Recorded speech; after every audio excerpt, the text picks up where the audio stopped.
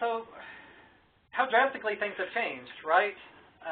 Wikipedia, it's a nonprofit organization. It's managing a nonprofit community grassroots volunteer project where people are writing these things. The strangest thing about Wikipedia to me, it's not that anybody can contribute to it, but more that it became a popular media outlet. And it's doing so in an environment and in an ecosystem where there's a lot of media disruption. Some of the big media players that have been strong for decades, generations, are losing market share in the media space, and there's a lot of upstarts. And things change so quickly. So today I'm going to list and briefly review some of the media challengers to traditional media. Two things. Lane? Yes, ma'am. Lane? Yes, ma'am. I'm not able to get in because they said I have to check out before I can get in, and there's no place to check out. So I'm just going to have to listen to you if that's okay. That's okay. I'll have it recorded, and I'll email you the slides after the talk. Okay, but I'll listen anyway. Okay, thank you. It's not going to be visually heavy today. Okay, very good. So we've been talking about Wikipedia for some weeks in a couple of classes. I'm not going to talk at all about Facebook and Twitter. Those are the two big social media outlets. There's plenty of places to read about those. They're really superpowers. So Twitter, they're not generating a lot of revenue because they don't run advertising in the same way that Facebook does and don't have quite the marketing materials that Facebook does. Facebook, they make billions of dollars. It's really a huge enterprise. A lot to read elsewhere about those. A big challenger to traditional news media is something called the Huffington Post. I raise them as an example of new media because, one, they're digitally born, so this is a newspaper. It's a news source. It competes with New York Times or any other news source you can imagine. But they're entirely digital, born on the internet. Some unusual things that they do is they'll let almost anyone write stories for them. So whereas most newspapers have their staff write for them, if you have any credential at all and you want to have a paper published in Huffington Post, it's very easy to get through their editorial process and have something published. In particular, one of the ways that they market is that if someone publishes an opinion piece in any major newspaper, like someone gets some space to write an opinion piece in the New York Times, then that's an immediate in, that if that person wants to write even more and publish even more in the Huffington Post, they get an automatic pass to publish within there. Another thing that Huffington Post does is they don't have news bureaus around the world like New York Times or CNN or anyone else does. Rather than having reporters on the ground who report the stories, the staff of the Huffington Post, they read existing stories, rewrite the news in their own words, and then publish that. So while they're not getting breaking news the hour that it happens, when something happens, their reporters, who are really just reading the news on other websites and other news channels, they report the news within a day. And that's good enough for most people. And that's what Wikipedia does, in fact. Wikipedia is not really a news source, but it's a summary of what's already published. And that's the majority business model of Huffington Post. They have a lot of ways in which they get their content, but in a lot of ways it's doing news reporting by online research. So very unusual, very disruptive, much cheaper to operate than a traditional news outlet. Behind just about every website, there's software developers. I'm not going to go into this at all, but a lot of software is developed in specialized community forums where people share the code together, look at software code at the same time, and they collaboratively edit it.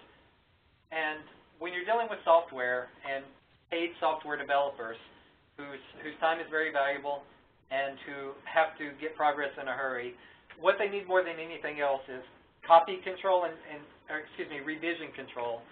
They make standardized revisions of any kind of code, and then if someone makes a change, they keep the old version, just like in the Wikipedia history, and then they fork that off and make all kinds of new versions. So GitHub is an example of a media outlet that didn't exist before. It exists now. It only serves the software industry, and it's the basis for all these new models of media publishing. So this isn't high traffic, but this is the place where the back end of practically every website, every software application that you visit, it's managed through Git repositories. So it's a version control system.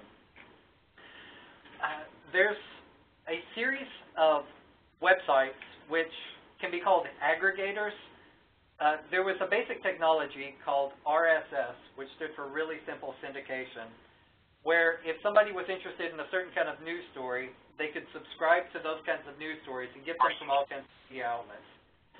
So as an example, supposing someone's interested only in business news, or perhaps only in stories that are about a given topic. There used to be on paper something called a news clipping service, where if somebody would find, media researchers could pay an organization that every time a certain word was mentioned in a print outlet, someone would cut out the article and send it to them. So in the same way, news aggregators, one can set up keyword searches so that whenever any newspaper or magazine publishes a term on a certain, using a certain keyword, then it goes into the reader's feed. So as it turns out, these kinds of news aggregators, they didn't become so popular. Google had a service called Google Reader for a while. There's other kinds of news readers that are available. Some people use them, but I wouldn't say that it's a majority market share. Most people, when they're browsing news or getting news from the internet, they prefer to go online for that and browse a website. One of the most popular aggregators is a website called Reddit.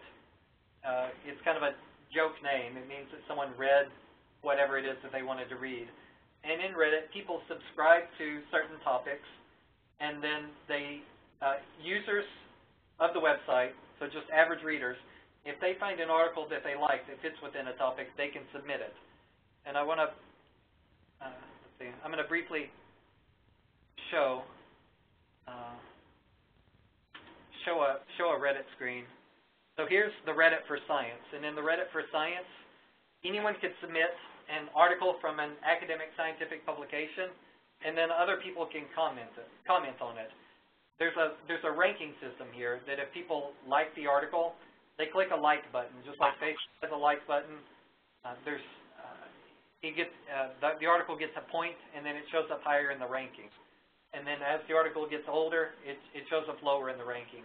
So the end result is there's a stream of news. It's curated by the readers of the news, and it changes at least every 24 hours. In a lot of cases, it changes more rapidly than that, with the better content being archived through different systems. So because there's this flood of information, people use these kinds of aggregators to sort out what it is that they want to read. And this is a very different system from what Wikipedia would use, for example. So on Wikipedia, people are unlikely to browse. They may surf around from article to article, but no one goes to Wikipedia unless they already have an agenda or something that they want to research. Whereas people might go to an aggregator on a daily basis just to read whatever kind of news comes up. So different kind of aggregator. I'm not going to go to this website, but there's a website called 4chan, and it's kind of an anarchist website. People up there, they do a lot of mischief and organize trouble all over the internet. The reason why I bring it up is because, well, Beth earlier was saying that she was looking at the fast track, and the fast track is in the news these days because there's a certain political negotiation going on between the United States and the European Union, some other countries too, and this is the negotiations are happening outside of voter or consumer control. And there's different anarchist organizations that somehow infiltrate these groups. They steal the negotiation agreements, and then this information gets dumped into websites like WikiLeaks. So WikiLeaks has nothing to do with Wikipedia. It's another wiki, but they're not affiliated organizations. And on WikiLeaks, sensitive political documents are shared by anonymous persons, and a lot of these people, they have some affiliation with either 4chan or some other website. So 4chan has been famous for leaking all kinds of political scandals. In fact, significant number of the political scandals that you've heard where information is leaked online. It's either someone from 4chan or someone affiliated with a group called Anonymous doing some kind of trouble and then sharing the information throughout the internet. So supposing someone wants to share information on the internet and they don't want to share it through 4chan, they don't want to go through Reddit or a news site, they can't get into Huffington Post, they want to publish their own website. The most popular publishing platform by far on the internet for any kind of website is a bit of software called WordPress. WordPress, there's two services that WordPress offers. One is that there's something called WordPress.com. At WordPress.com, someone can set up a blog or a content management system that can host any kind of website. So a lot of famous websites use WordPress software. Wall Street Journal uses it. New York Times is run on it. A lot of corporate websites, Sony, different electronic companies, product companies, all kinds of organizations use WordPress websites.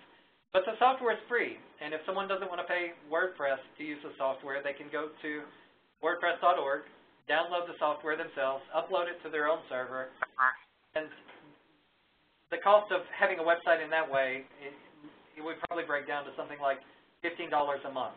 So it's entirely affordable to everybody, and it's the best software that money can buy. Actually, so many people develop it for free. Since so many big companies use it, it's great software. It works. It's high security, extremely popular. So multilingual, just about every language is represented in WordPress. And I've got a figure here. 20% of websites are using WordPress. That's in the world, and that's a trend. It's been that way for some years. Before the days of WordPress, there were a series of other websites where people would try to aggregate, communicate with each other, publish ideas. Most of those have just fallen since the late 2000s. But since about the year 2000, there's been one website. It's old and it's popular, and it's still around today, despite having a lot of problems with its software. DeviantArt.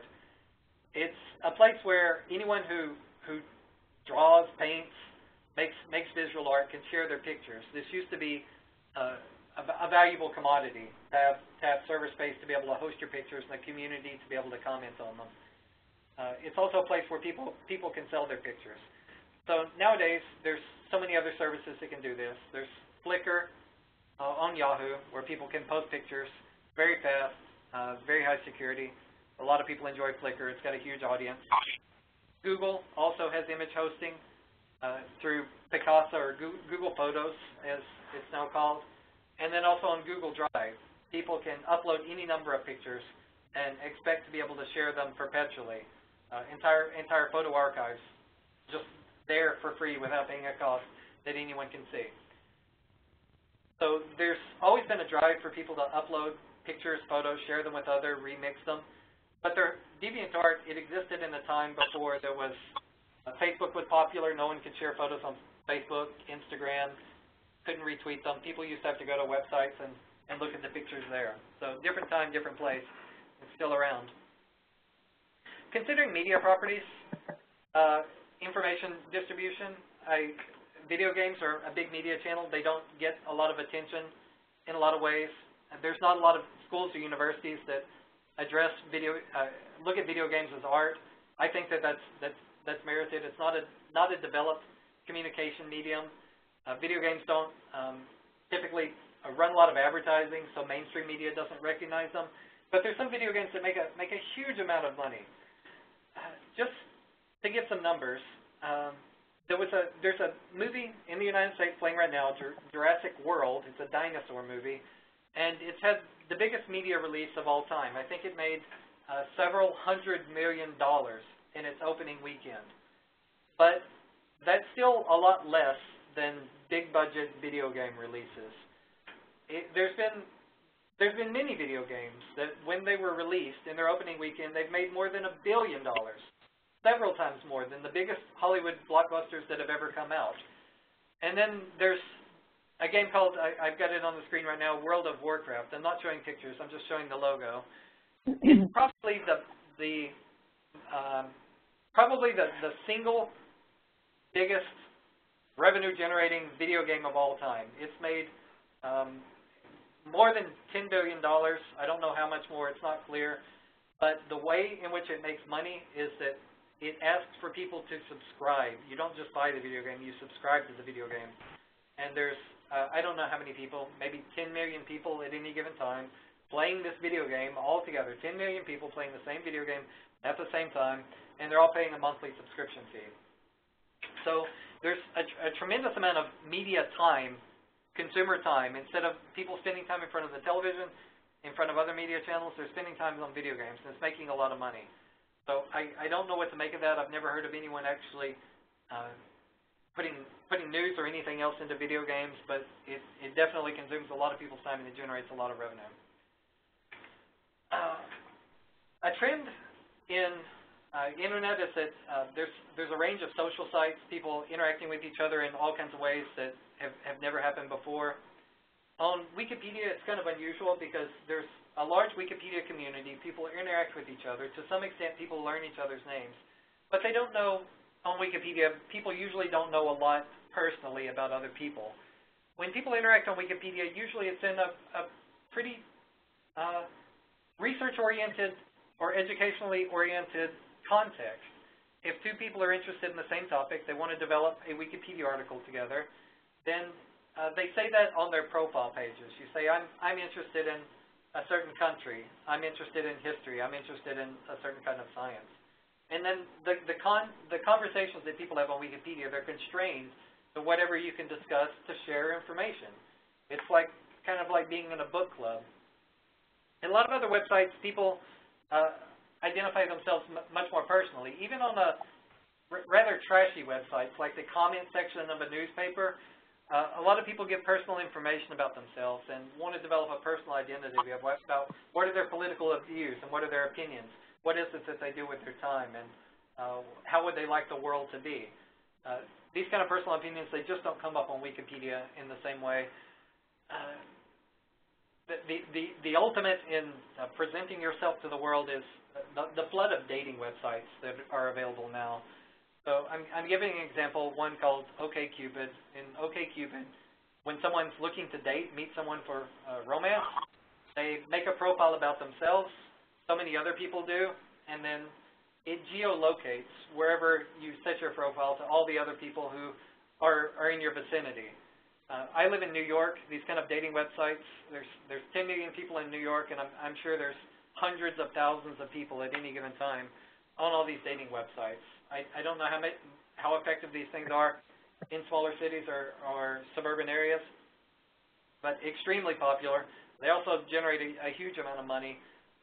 It's uncertain to me how these things work. They're secretive about their market research, but definitely a trend, definitely popular. That much is confirmed. Amazon.com. So it's a social media website. It's a media platform in the sense that people can present product reviews. Very often people are either presenting praise or critique. There's not a lot of people who give comments about things that are in the middle. Another major service that Amazon offers, and this is kind of behind the scenes, a lot of people don't know about it, is that Amazon offers something called cloud services or cloud computing. If there's some website that needs computation done in the back end, Amazon rents computer times to those other organizations so that they can do their processing. So for example, if there's a computer that needs to sort its database or count its members or do something complicated like sort all the comments that it's got within a day, there's a chance that if it wanted to, it could rent Amazon's computers. It wouldn't have to buy its own computers. Use them only for the time that it needed, supposing it only needed to do computation once a month, and then bring that data back to its own computers. So it can have a simpler website with a simpler operation, and then Amazon bears the burden because it's renting out time slots to different companies for these same kind of services. So as computation time becomes more in demand, and computation time becomes more in demand when websites are collecting more data from users, and a lot of these websites, they collect tremendous amounts of data. They watch everything that you do within their website, how much time you spend on a given page, where you click through, what are you scrolling, what are you loading, so much data. It's increasingly increasingly common for these kind of websites to kick some of the processing to somebody else, get the answers to all the questions they have, and then just bring it back to their website so that they're not even managing it themselves. And that raises questions about who has access to your data and under what circumstances. When people do anything online, their data gets passed around a lot. Amazon's one of the players that it gets passed to. Google's another one, of course, Facebook, Twitter. They built their marketing system on that. Look at two more websites. This one I want to look into more in depth. YouTube as a competitor to any other video outlet, whether that's TV, movies, even online video, Netflix, Hulu, these kind of things. There's a lot of organizations that feel pressured that they ought to start contributing to YouTube, and definitely a lot of people watch YouTube. There's some people who don't watch TV much or at all, and yet they'll spend a lot of time on YouTube. Younger people are more likely to do this. There's some trends in YouTube. Right now on the screen, I've got a video where some doctors are giving basic health information. And this was produced by a pharmacy called CVS. It's an American pharmacy chain. They're very well funded. They produce high-quality videos that I think were entertaining. But what I'd like you to see is that at the bottom below the video, it says that 2,000 people have watched this video. And this was after a couple of years. I can just tell you, I know a little bit about video production and what it costs. So in this video, they hired doctors, they scripted it, they had a studio audience. It's a talk show about basic health information. They spent a lot of money to produce this, and very few people watched it. And I would say that's the most common experience that people have on YouTube. That's also the most common experience that people have when they do any kind of internet publishing. Just because information is on the internet doesn't mean that someone's going to see it. And it's actually very expensive in resources and training, the time that a person would spend to get content read anywhere, whether that's on Facebook, Twitter, YouTube, setting up your own website, perhaps through WordPress, distributing pictures, even if you take nice pictures that people would like if they actually saw them. It's hard to get eyeballs in front of these things. And that was the case with this organization. They spent a tremendous amount of money, had a big marketing campaign. No one watched their content. And it was the case with all of their videos. So I pulled up a range of the videos. They were on YouTube for years, and they only got 1,000 to 2,000 views, so consistently, a range of videos. And this organization did nothing wrong. They did typical marketing, but it's just not the case that the kind of content that people would watch on TV or buy in a magazine or read in the newspaper, it's usually different from the kind of content that people want to read online. So what is popular on YouTube? It's pretty surprising. So there's different ways to judge popularity on YouTube. One thing that you could look at is how many people have actually watched a video. That's one way to judge the popularity of a video. Something else that you could look at is how many people subscribe to a given YouTube channel. So instead of looking at the videos themselves, just consider how many people consistently watch a given person's YouTube channel. So the most popular videos on YouTube, there's not a lot of relationship between them and the most popular channels. Consistently, the most popular videos on YouTube are music videos. You have a traditional mainstream pop star. They have a song that's popular on the radio, and their music video will be popular on YouTube. And of the top 10 most viewed YouTube videos, I think all 10 of them are music videos. Considering the most popular YouTube videos that are not music videos, and this surprises a lot of people, most of those videos are children's videos. And I don't mean like little kids watching cartoons. I mean babies watching nursery type things. Something pre-Sesame Street level. So it's simple songs for very little kids. And I can only presume that this is parents, mothers, fathers, letting their kids watch something perhaps on a tablet. Very simple content, and the kids, they go through these videos just in the same way that kids, I suppose, used to be put in front of a TV set.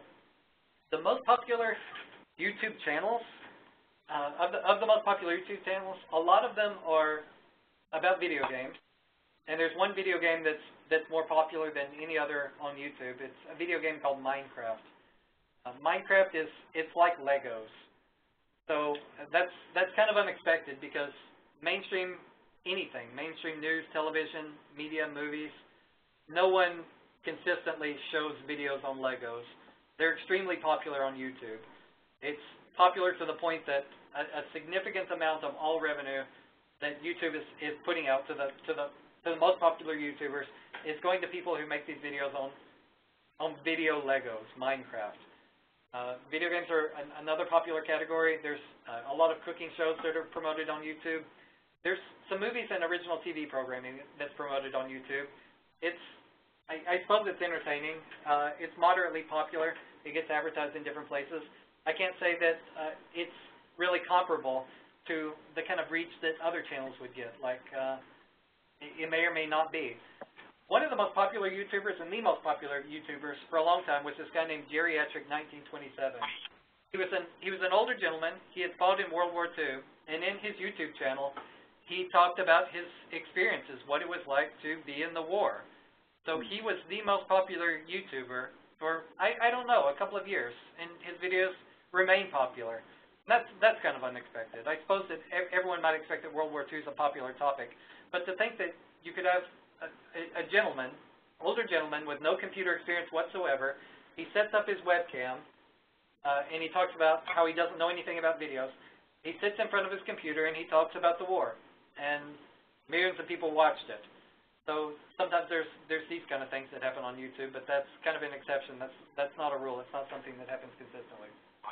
And then there's Wikipedia.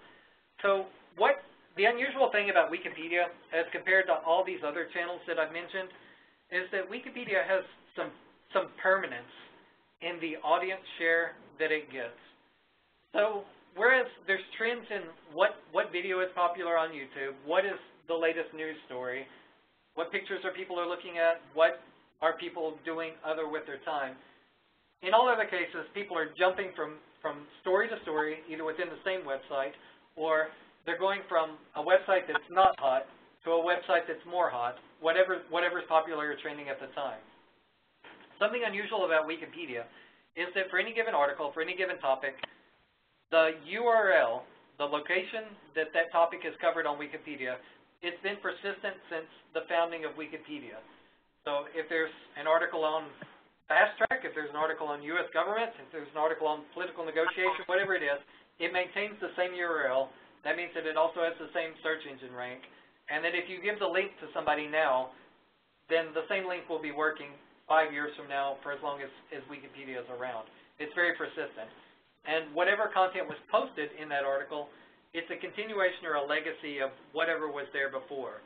So whereas with just about any other website, when people write new stories or make new content, they have to produce it freshly. With Wikipedia, people have been reading the same articles. They get developed, but been reading the same articles since Wikipedia's inception. It really doesn't change. So I can't think of any other website where people start from the same old content that everyone's been reading for 10 years. They make changes to it, update it, but it's still fundamentally the same content.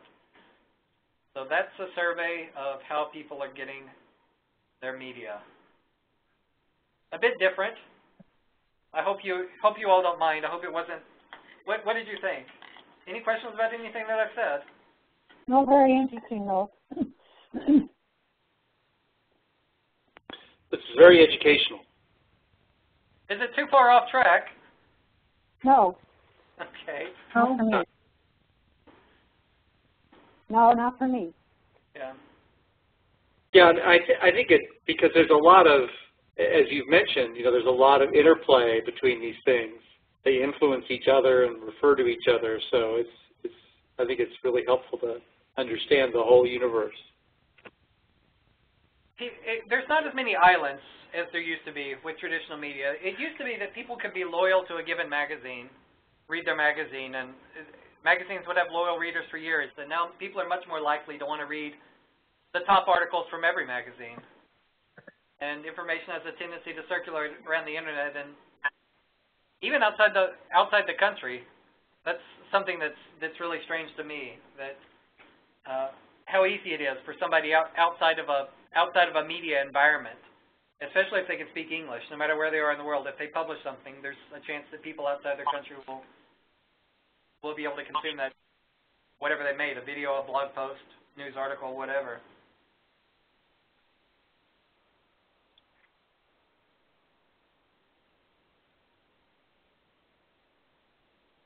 Could I go into more detail about anything that I've said?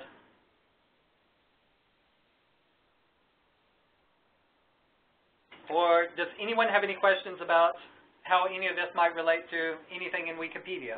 Could I show you anything in Wikipedia?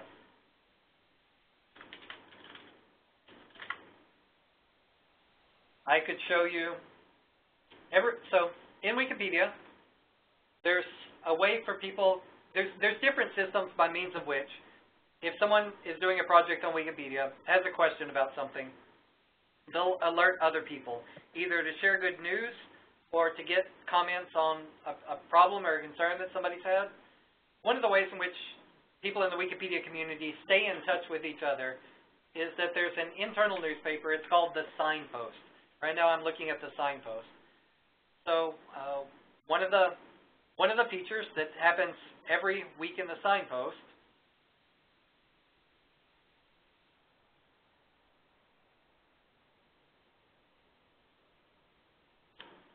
here I'm saying it's every week and I don't see it for this week. It's a traffic report. I'm going to last week's. So someone lists and comments. So the Wikipedians who compile this, they list and comments on what are the top 10 most popular Wikipedia articles for this week. And there's a few reasons for that. One is to identify, is there something that needs to be developed that it's not developed? Because if something's popular, then Wikipedians, they also copy edit it, make it better, do fact checking. They can expect that a lot of people are going to be reading that, people who are not regulars to the Wikipedia community. So looking at the top 10 list for this, the last one that's reported, number one is Bruce Jenner, Caitlyn Jenner. This is the track and field star who went through gender reassignment. It was on the cover of a magazine called Vanity Fair. A lot of people want information about what this person did and what they're going through. Top-ranked TV shows are a perennial favorite. So when there's a movie that comes out, I would expect the next report is going to be talking about this Jurassic Park movie. Game of Thrones is listed here. Presidential candidates, not just in the United States. Whenever there's someone big in India or the UK, those tend to get a lot of attention on Wikipedia as well. Big sports stars, updated every week. So now would this include anything in any language, or is it just English? This is just for English.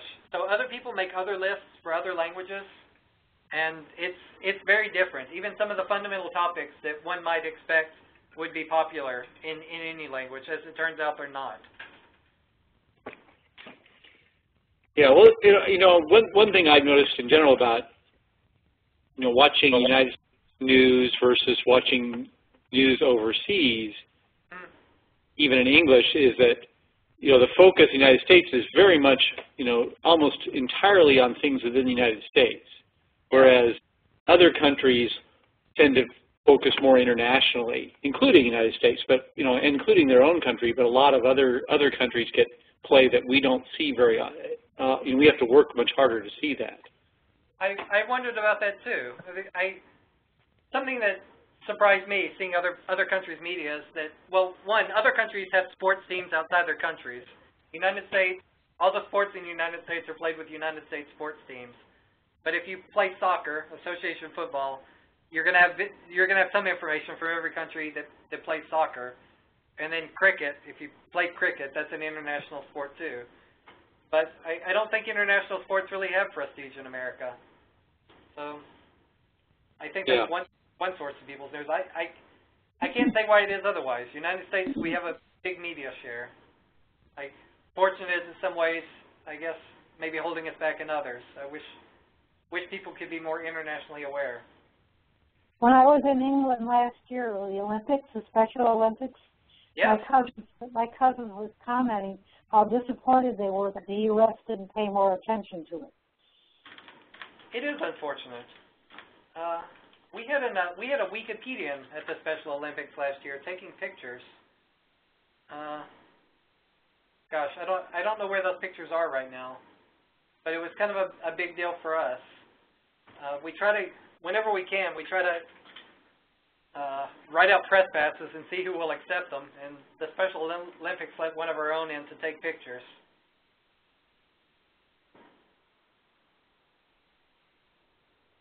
Oh.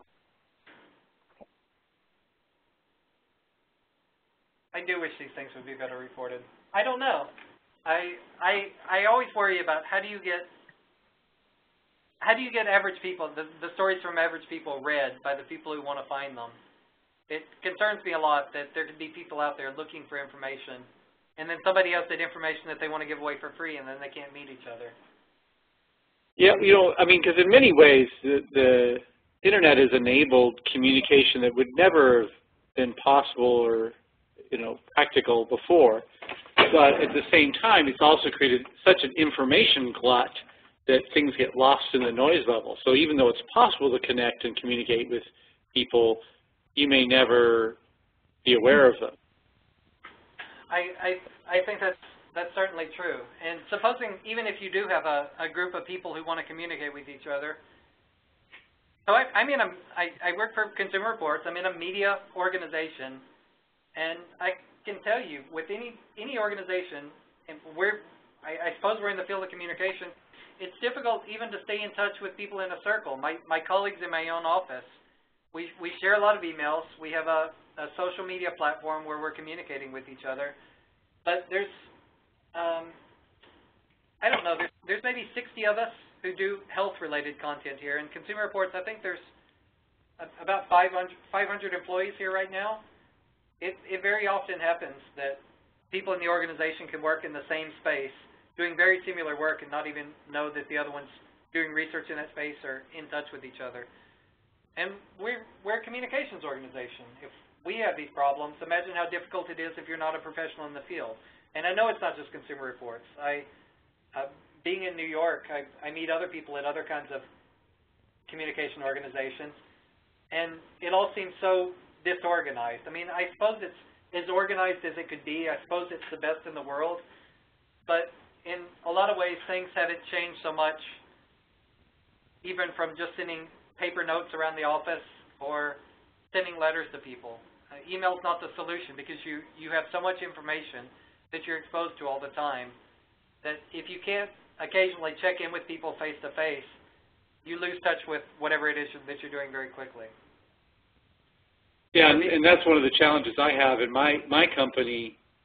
It's based in Pennsylvania, and I'm in California.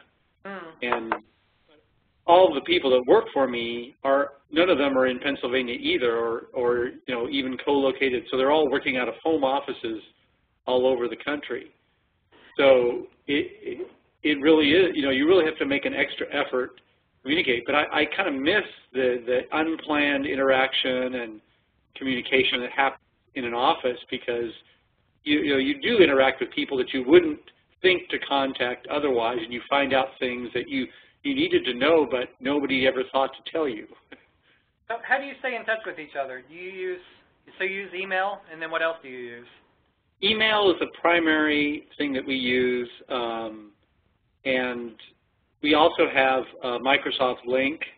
Yes. So it allows kind of more chatting type of communication as well, and then we also have Yammer, so it's kind of a more of a group communication forum, but you know, really email is the lifeblood of the organization, no question about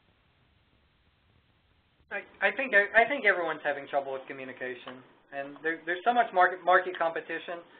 And I don't think that, when I give this presentation, I just wanted to express how chaotic the media landscape is, that so many things happened that nobody anticipated. The best and brightest minds invested so much money in new media and digital media.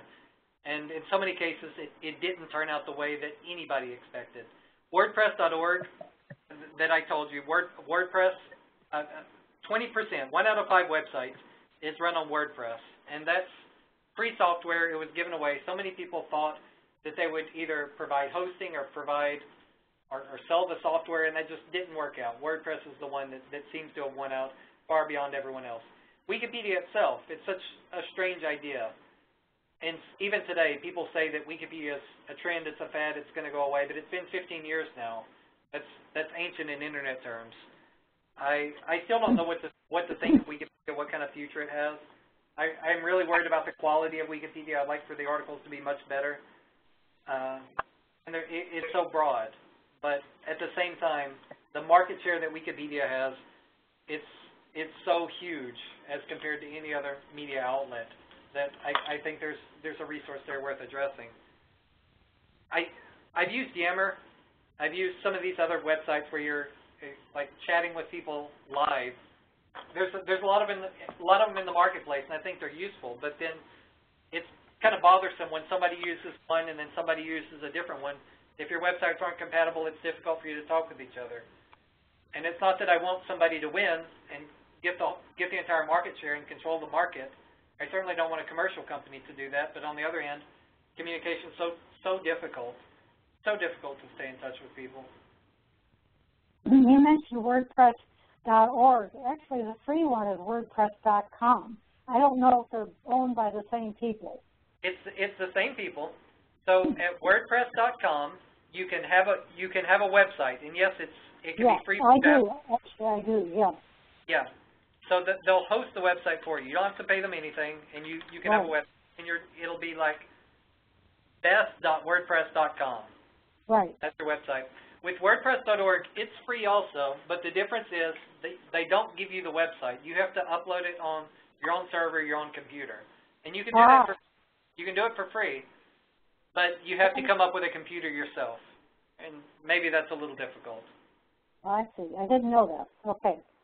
Same people though, and it's really just one kid, Matt Mullen something. Mullenberg. Matt Mullenweg, yeah. Wow. He's Smart. born in 1984. He was just some guy, right? No, he was very smart. I don't know everything that he did, but he organized this WordPress project and decided to make it free and open source software. So I think that was one of the major contributors to its success, whereas everybody else was trying to go into commercial competition to become the only one. He said that anyone could use his software without paying for it, and because of that, all kinds of people developed it. It was good software to begin with. It worked from the beginning. I've used WordPress for a long time. Yeah.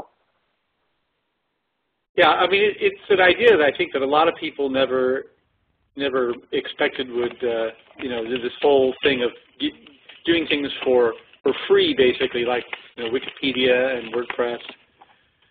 But it really is a very powerful idea. I saw a documentary a while back about the development of the VHS video standard, which is now very old news. But at the time when it was developed, Sony had come out with their Betamax standard, and they were the 500-pound canary, and VHS was actually developed by a very small subsidiary of a large company, but the small subsidiary, Japan Victor Corporation, didn't have anything close to the muscle of Sony, but they did a couple things that Sony did wrong, and one of them was they released their standard into the public domain so that anybody could create their own VHS recorder and so on.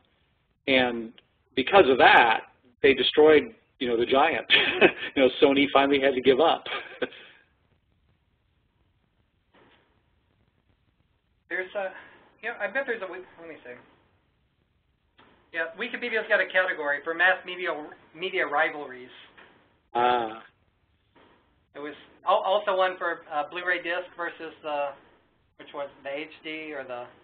Yeah, and that's where Sony kind of learned their lesson, and they didn't make their format as proprietary. They shared it with other people. Yeah. It's volatile times, and even talking to you guys, having these classes, I worry. Is it ethical for me to be showing you Wikipedia, telling you about Wikipedia, could Wikipedia fold in a few years? Am I wasting your time with these kind of things? And I worry about that. Am I wasting my own time? I've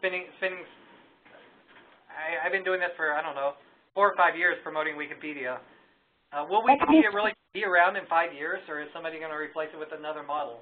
And well, I wonder about that. That can be true of almost any business, though. I mean, that can be true of a lot of businesses. It could be, yeah, no matter what I was doing. Yeah. Yeah. Nothing is forever. No. The important point is it something that's worthwhile today that right. will continue to be worthwhile for some time, and I think it is. Yeah.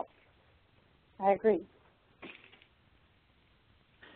I worry about some of the other nonprofit publishers. NPR, I'm a big fan of NPR, at least of their idea. I like PBS a lot. I hope that they can always be strong. They're having problems just like everybody else. Consumer Reports has problems too. It's really tough to be a media outlet. Everybody's revenues are going down, and in the case of PBS and NPR, for years, perhaps all of you are familiar. They've run these fundraising drives where they ask you to donate to your local NPR or PBS affiliate. Like if you're watching the channel, it'll have an advertisement come on that says donate to your local PBS affiliate. But now that there's internet publishing, that's meant that a lot of people don't want to watch their local PBS channel or listen to their local NPR channel. They listen to it online, and they'd rather just donate to a central authority. And that means that people don't support their local station as much as they used to. And that was never the intent of the model. The intent was that groups of people in different cities can all occasionally fund a local TV show or some kind of local documentary or whatever local programming that they wanted, and it wouldn't be shared nationally. And that's getting harder and harder for a lot of media outlets that want to have local news. I'm not sure what the future of local news is. It's very difficult. Newspapers in general, like the New York Times, a newspaper. I mean, you know, a lot of people don't subscribe to the actual paper anymore. There's a lot of newspapers that folded. I'm from Seattle, and in the past few years, there were 2 Seattle newspapers, and one of them folded. And that's that same way in a lot of cities. Any major city in America, really in the world, that had 2 newspapers in the city, in a lot of cases, one of them folded. And I'm in New York. I'm in New York these days. New York Times, they're the premier newspaper of the United States. But I meet a lot of people in the city who say, I used to work at New York Times. They don't have the funding they used to have. They're laying off people. I don't really have an inside scoop on the story, but I get the idea that even the New York Times is on shaky ground. The quality of their content, they just don't have the funding they used to have. They don't have subscribers, probably, because you can get your news otherwise. If you want a newspaper to last, you're going to have to pay for it, I think. That's true. Like Common Ground. I don't know or Common Dreams. We're at the end of the hour, folks.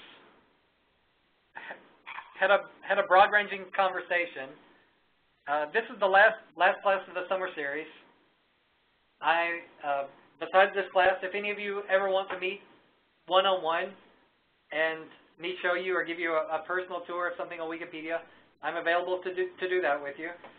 I'm probably going to be organizing another class series, who knows, September or so, for you guys and maybe for some other people too. I'll be talking to you on Wiki, and I promised you a metrics report of what this group has done on Wikipedia. I told you that I don't have that right now, but I'll send it to you by email as soon as I'm able to get it. And I'm still going to comment on whatever it is that you've done in this class series. I really appreciate you spending time with me. Does anyone have any comments or questions? This is the last time we're scheduled to meet for this summer. Been really great. Thank you. I hope you're going to do something in September. That would be great. I'll keep scheduling them. I'll let you know when there's another series. Great. Thank you. Thanks so much. Thank you very much. Thank you, Elaine.